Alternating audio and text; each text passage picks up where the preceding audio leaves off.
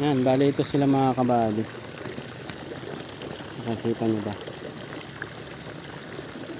Yun. Walang mahina. Malalakas talaga sila. Gawa ng hindi sila nabugbog sa biyahe. Yan. Tapos nilagyan din ng kulay blue na yan. Anti-stress yata yung mga kabady. Tsaka yun oh, may nahalo din palang red tilapia. Yun, may kulay-kulay na. So, paglakihan makikita natin mga kabady. Soon. Yan. So, start na natin.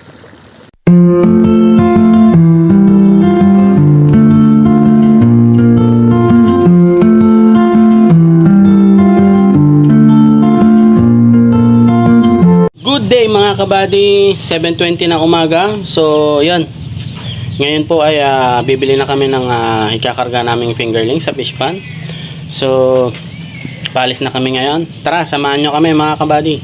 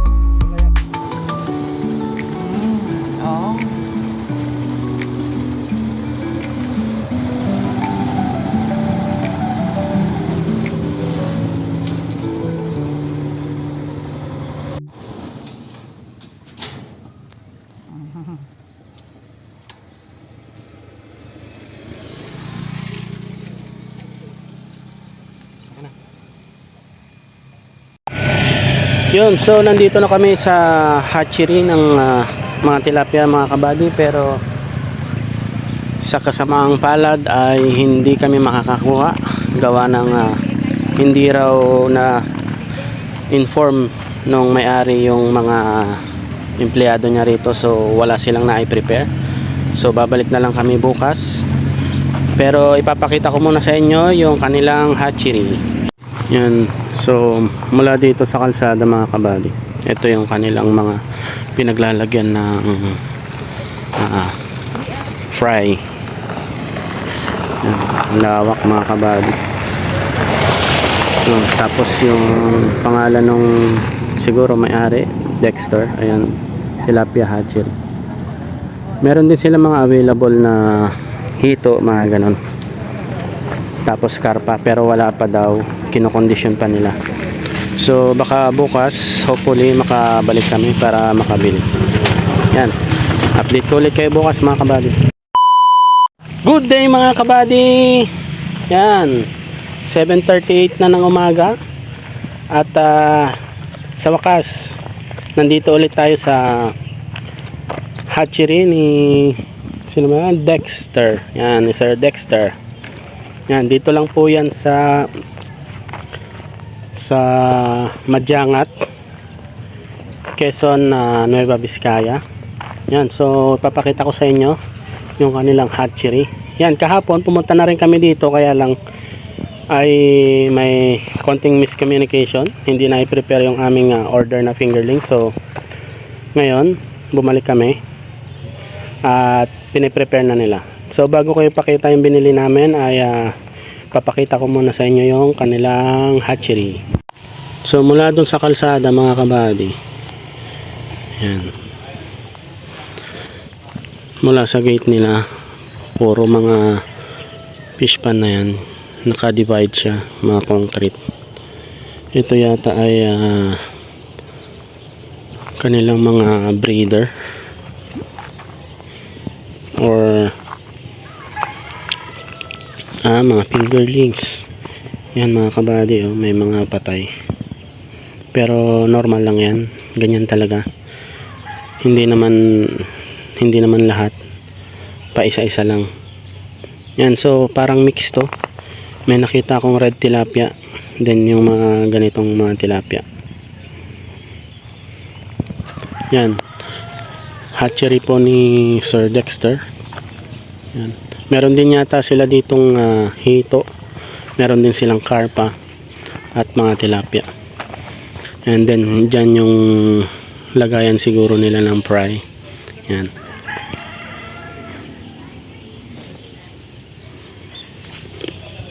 so second time ko pa lang to na makapunta sa ganito na tilapia hatchery, at nakakatuwa lang din dahil meron tayong malapit na mapagkukunan. Hanggang dun mga kabady. At ang ganda ng kanilang patubig dito, kasi sa tingin ko galing dyan sa irrigation lang or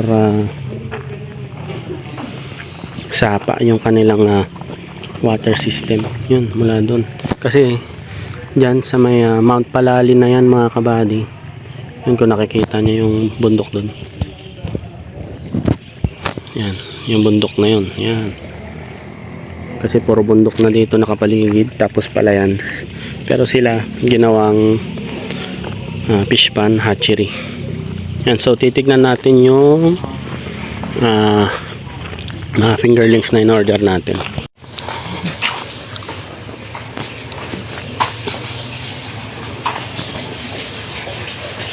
Hello, yung met block. Ano ito sir? Anti-stress? Uy. Look, tatatian. Pagkakasok yan. Wala nang sinapya nila ito, no? Kalakyan natin ko yan. Tilapia. Ano? Hey. Hey, tatu.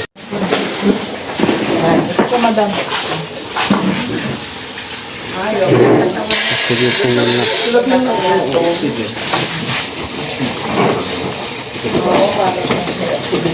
para sa biyahe. Bagay, malapit naman tayo.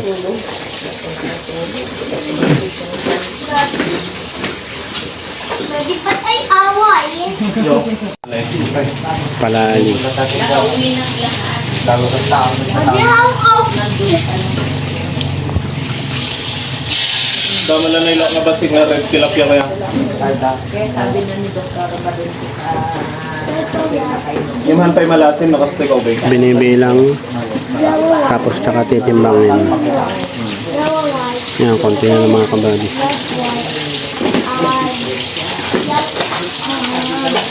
Blue light, green light. Oh, what else? I want to Laki ng tilapia. I want to that one. May 2 years old. Ganyan, gurami. Later na lang. So, Job street na lang. Job street. Doon pa lang. Ay, hindi ka na. Sa amin ha, iba sa kanila. Yan, sasakay na nila.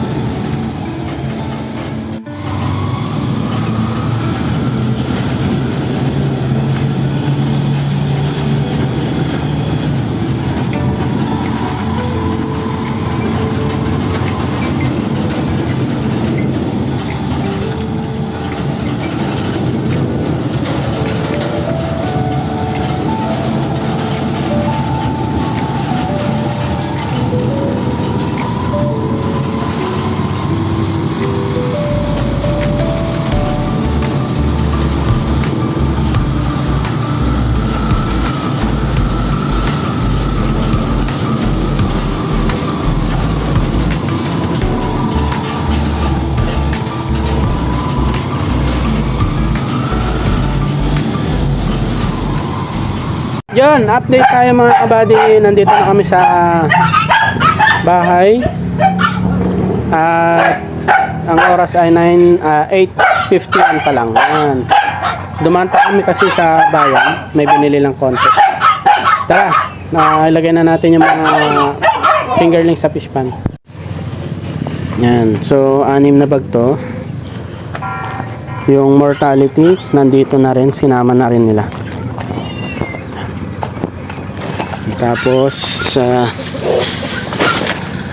nagkakarga muna ako sa diesel pump kasi nung umalis kami wala pang masyadong araw kasi maaga pa masyado, pero ngayon pwede na, medyo makulimlim pero kaya na yan magpanda. Yan, so dito na tayo sa hagdan. Ilalagay lang natin sila dito.